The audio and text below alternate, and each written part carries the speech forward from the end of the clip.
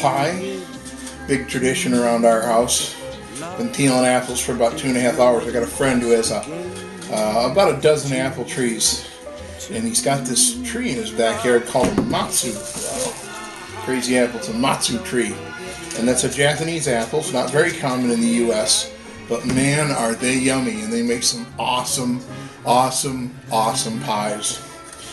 Gonna make some traditional crock-pot applesauce for the holidays, and gonna bake a bunch of great apple pies. My mom makes the best apple pie in the world, and we take them and we cut them in half and we put them in those food savers, the food saver, and suck the air out of it and freeze it, and then it's just as fresh as the day it was baked.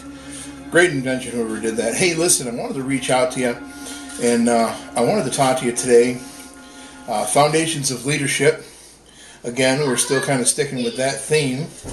We're working on the foundations of leadership, and what we're talking about today is the 5 rules of communication. Okay? And the 5 rules of communication are so important if you're going to be a leader. You have to learn how to communicate, and communicating is imperative in any relationship. People say that money is the #1 cause of divorce and hardship in America, and that's just not true. It's just not even close to being true. What the #1 cause of divorce and hardship is a lack of communication. And that's why my wife and I get along so good. We base everything on communication. We don't we focus on each other's feelings and emotions. Those are important things, but more we focus on, what is the truth and communicating. So the first rule of communication is that itself, truth. If you have no truth in communication in a relationship, then you have no relationship and you have no basis for communication. Without truth, you have no foundation. You have nothing to build on. Can't build on lies. Lies will crumble eventually. And the second rule of communication is listening. You have to be willing to listen. Listening is so important. Just like you're listening to me right now. That is the second rule of communication. Very important. And the third rule of communication is think before you speak. A lot of times when people are in heated debates or even passionate debates or in any debate, it's always important that you stop,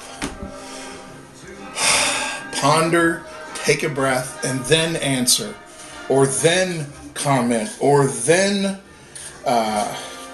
make a statement. Just yesterday I was hanging out with a group of men, and there was a couple things that were said, and I was new to the group. I didn't know anybody, and in fact I wasn't even invited. I just happened to be stopping by to see my buddy, and there were some things said that I feel like I needed to comment on. So as a good leader and a good man who loves people, what I did was I listened very carefully, and then I thought before I said what I had to say, and then I said, "Gentlemen, can I say something?"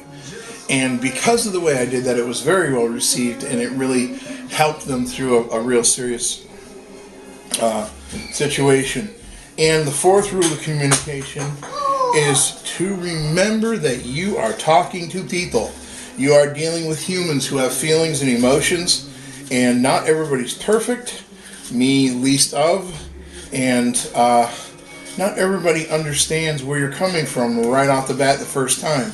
It's important to remember that you're dealing with people, not a piece of wood. Okay? That's so important to remember. Okay?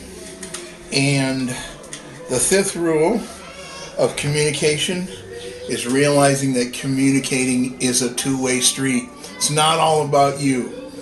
It's all about the truth. It's all about listening. It's about thinking before you speak. It's about remembering that you're dealing with humans. You're dealing with people who think, feel, and have emotions. And it's about my 4-year-old screaming and crying over who knows what. But he does that quite frequently. So just remember, the communication is a two-way street. Hey, listen, I got a pile of apples down here, another bushel to peel, apple pie, and crockpot applesauce on the way for the holidays. So listen, we dare you to dream. Come on, we dare you to dream, people. Hey, listen. Happy holidays. Merry Christmas. God bless. Show them the tree, Jacob.